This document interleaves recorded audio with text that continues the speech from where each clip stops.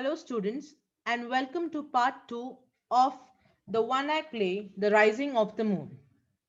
In the last video, we have seen how this person, the prisoner who had run away from the prison, from the gaol, had come and met the sergeant who was guarding the quay and looking for the same person. But this man, as he was disguised, the sergeant could not identify him, and the man somehow convinced the sergeant to let him be there along with him. So he tries to scare him and tells him scary things about the prisoner who was looked after by the sergeant, and so convincing the sergeant to let the man stay along with him. Now let us see what happens further. And you know him well too. I'd know him a mile off, Sergeant. But you wouldn't want to share the reward. Is it a poor man like me that has to be going the roads and singing in fairs to have the name on him that he took a reward? But you don't want me. I'll be safer in the town. So the sergeant tells, that okay, you're waiting here with me, you're helping me to catch this prisoner, but don't expect me to give you the share of this reward that I will be getting after getting a hold of this prisoner. So the poor man says, okay, then if you don't want me to be here, might as well go away from here. Why should I put my life in danger for you? Okay, you're not even willing to share your reward with me. So it's better I go in the town and I be safe over there. So the sergeant again, gets a little skeptical about letting him go. And he says, well, you can stop. Then the man says, all right, sergeant, I wonder now, you're not tired out, sergeant, walking up and down the way you are. If I'm tired, I'm used to it. So the sergeant, in tension, he was walking up and down the quay, and looking him walk like that, this man says that maybe you'll get tired, so just sit down here next to me. You might have hard work before you tonight yet. Take it easy while you can. There's plenty of room up here on the barrel, and you see farther when you are higher up. So he says that you stop walking up and down like this, you will simply get tired. Instead, you can sit here with me on this barrel and have a look at this place from a little height. Okay, so you can see much better from here. So the sergeant says, okay, maybe. And he sits on the barrel and, facing on the other side. Like this person, he was facing on the left side. So sergeant sat back to back facing on the right. And then they started talking with each other. Give me a match, sergeant. And the sergeant gives him, a matchbox, and he lights up a pipe. It'll quiet you. Wait now till I give you a light. But you don't needn't turn round. Don't take your eyes off the quay for the life of you. So it's like, don't turn behind. Okay, don't turn around. I will pass you the pipe and you can also smoke here. But don't, just lose your sight from this place, because this person is very dangerous and he can come at any time. So the sergeant says, never fear. I won't. Indeed, it's a hard thing to be in the force out at night, and no thanks for it, for all the danger we are in, and it's little we get but abuse from the people, and no choice but to obey our orders, and never ask when a man is sent into danger if you are a married man with a family. So the sergeant starts, sharing his joy with this man, the sorrow with his man, and telling him that, yeah, the life of this policeman in the force, it's very difficult, because we have to face so many dangerous situations, and we are just sent into such situations without being cared that if we are married, if we have a family, and what will happen of them if something happens to us. Nothing like that. People don't care anything about us. They don't care anything about our families. They just abuse us whenever things get ugly. Okay, so he starts sharing his feelings, his sorrows with this man. Then the man starts singing, as he said that he was a ballad singer. So he starts singing, a ballad which is relevant to the situation.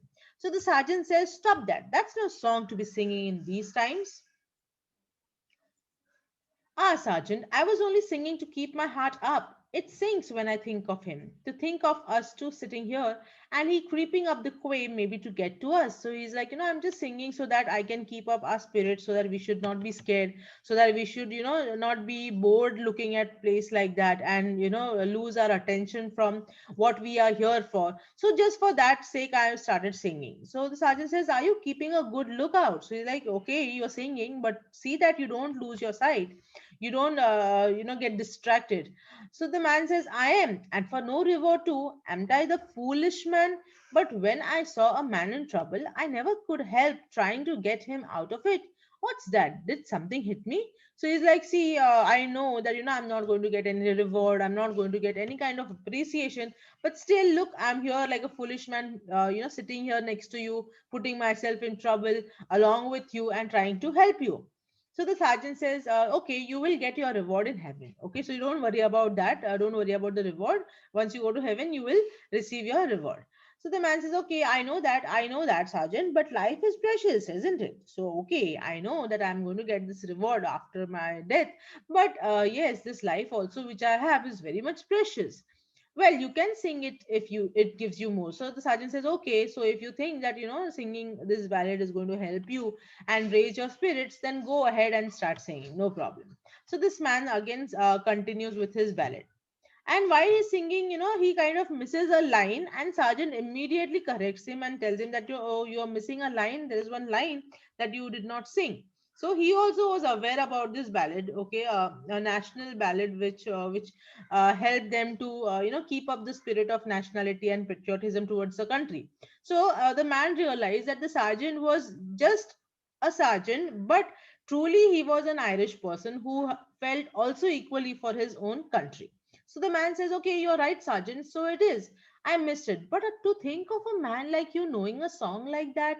So the sergeant says, there's many a thing a man might know and might not have any wish for.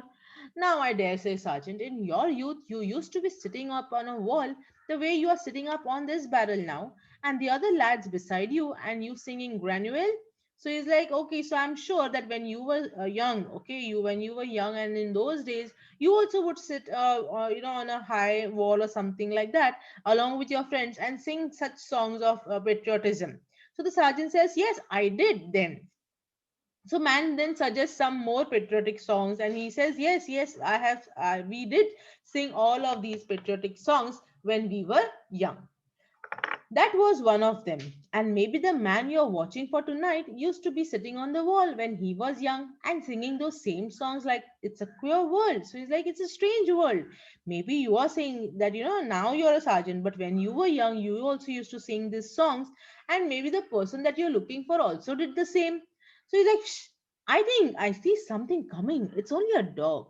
And isn't it a queer world? Maybe it's one of the boys you used to be singing with that time. You will be arresting today or tomorrow and sending into the dock. So he's like, okay, maybe you were sitting with those boys, and one of those boys is the person that you're looking for, and you're going to arrest him and put him into prison. So the sergeant says, yes, that might be the case. That might also be true what you're saying.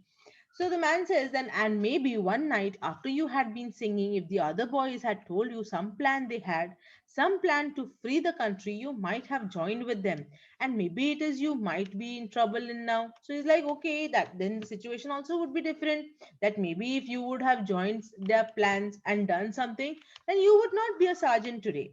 So the sergeant says, okay, well, who knows, but I might. I had a great spirit in those days.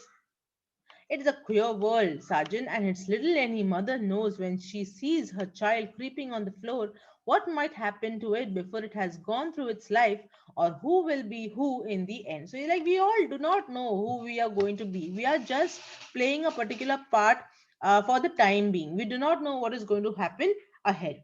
So he says that's a queer thought now, and a true thought. Wait now till I think it out. If it wasn't for the sense I have, and for my wife and family, and for me joining the force the time I did, it might be myself now would be after breaking goal and hiding in the dark, and it might be him that's hiding in the dark and that got out of jail would be sitting up where I am on this barrel.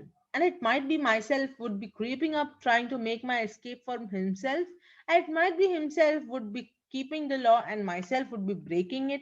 And myself would be trying maybe to put a bullet in his head or to take up a lump of a stone that the way you said he did. No, that myself did. Oh, after a pause. What's that?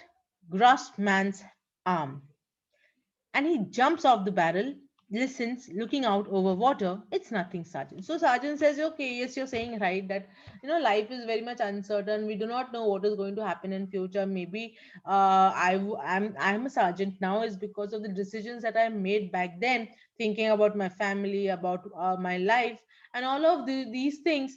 But still, if things would have been different, then I also would be the person like this, the prisoner who has run away from the jail, and I also would be the one who would fight for the country, and all such possibilities he tries to tell this man. Okay, and suddenly they feel there is something, and the man says that there is nothing, don't worry. So the sergeant says, I think it might be a boat. I had a notion there might be friends of his coming down the quay with a boat. So he's like, no, no, no.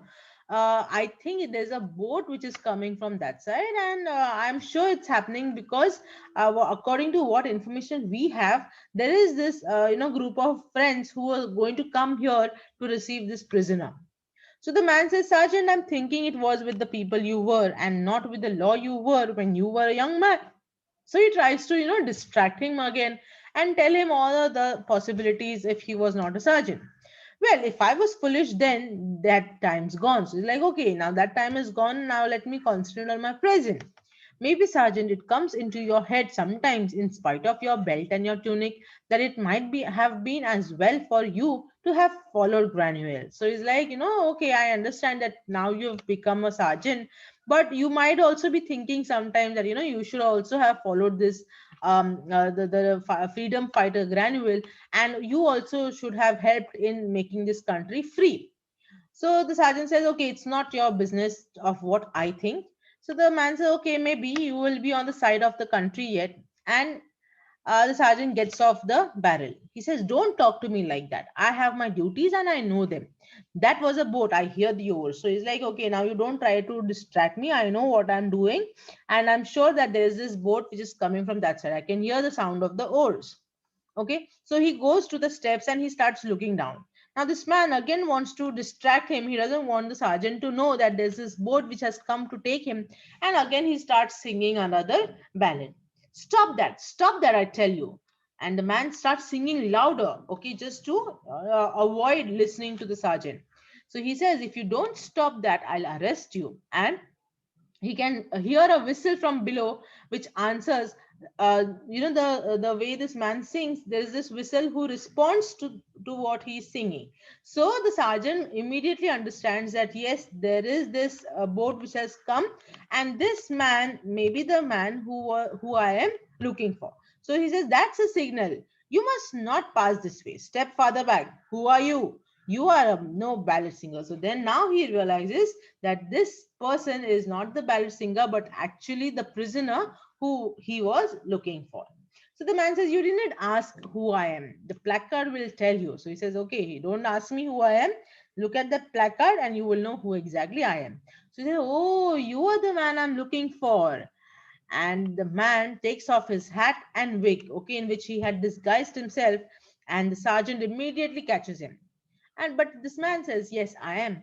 There's 100 pounds on my head, and there's a friend of mine below in a boat. He knows a safe place to bring me to. And Sergeant, looking at the hat and the wig, says, it's a pity. It's a pity you deceived me. You deceived me well. And the man says, I am a friend of Granuel, and there's 100 pounds on my head. So again, the sergeant is so disturbed. He says, it's a pity, it's a pity. So man says, will you let me pass? Or must I make you let me pass? So he's like, he's not going to give up to the sergeant. He's not going to give in to the sergeant. He is going to make his way towards the boat. And so he asks him nicely that, are you going to let me pass? Or should I make you let me pass? Okay. So sergeant says, I am in the force. I will not let you pass. I am here to guard this place against you. And you are telling me that you will go ahead with without passing me. And say, okay, I thought to do it with my tongue. What is that? So he's like, see, listen, I don't want to use any kind of violence with you. I just want you to allow me to go. And while they're speaking all these, they hear the voice of the policeman. Okay, the two policemen who were here before, they again come back. So one of them, he says, here, this is where we left him. So the sergeant says, "It's my comrades coming." So he's like, other group of policemen are coming. So the man says, "Okay, I know you won't betray me and the friend of Granule." So he quickly goes and hides behind the barrel. And immediately the next police comes there. That was the last of the placards. And if he makes his escape, it won't be unknown. He'll make it. So he's like, they both are talking that this person, he has to be somewhere around here. Did anyone come this way? And sergeant says, "No one." Again he asked, "No one at all?" So sergeant said, "No, no one at all." Again he says, "But we had no orders to go back to the station. We can stop along with you." So they are like, we just went around placing the placards. We have finished our work. So now we are coming, we have come here. We will wait here with you. Okay, we'll guard this place with you.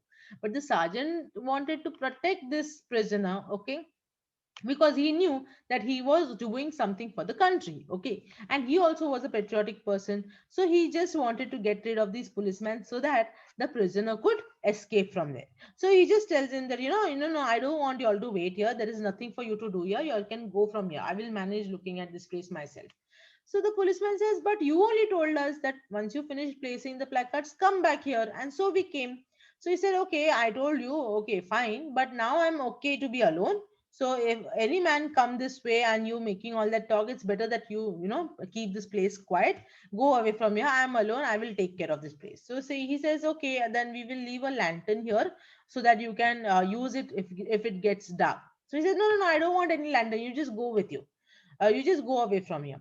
So they say, "Okay, but maybe it's it's going to be cloudy and you will not be able to see anything in the darkness, so I will leave it here on the barrel." So he says, "Just listen to me, go away from here, take your lantern with you and go." So policeman says, "Okay, I thought it might be a comfort to you. I often think when I have it in my hand and can be flashing it about every dark corner, that it's the same as being beside the fire at home and the bits of bogwood blazing up now and again."